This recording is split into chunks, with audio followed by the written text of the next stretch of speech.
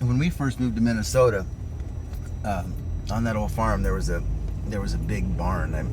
It was a big barn. What are you gonna say? But this barn was built with, I think, logs that were,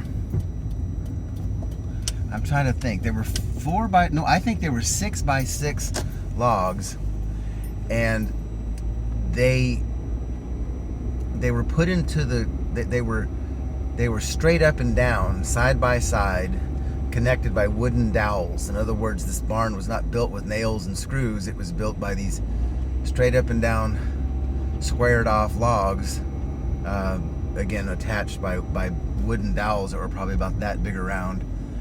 And but this barn was falling down. It was probably, I'm sure it was dangerous. So Papa decides that we're gonna pull this barn down, and in the category of amazing that I lived through the 2 years we had that farm, he had the tractor, and then basically I would wrap a chain around 4, I think they would fit around 4 of these logs, and then hook it up to the tractor, and he would pull the logs out. The idea was that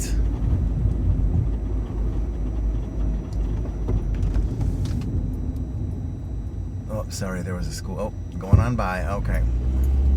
I've learned my lesson about school buses and yellow lights. If the yellow lights come on, I stop. Don't try to go around or go by. But that one, the bus went on by me, so I guess it was okay. Anyhow, so I think we both thought that we would pull a few of these sections out of this one end or one corner of this barn, and the whole thing would fall over. However, that is not how it worked out. This thing was really, really well built. So we just kept pulling sections out of there, more and more, and and I remember thinking, it got to the point where it was scary. I was just afraid the thing was going to fall on me when I was up there doing the change. But finally it did sort of topple over slowly, which is good. And then basically there was this big stack of of these logs there.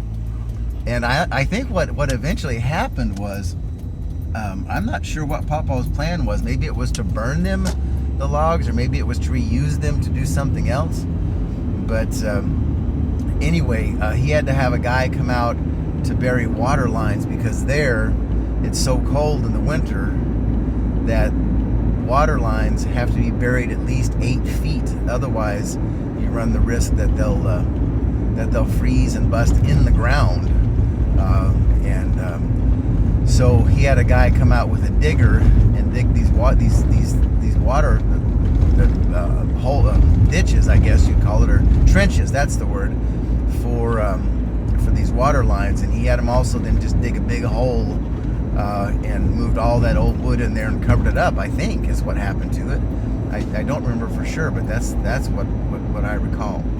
So anyway, there's another Karlstad, Minnesota story for you. Love you. Thank you for watching.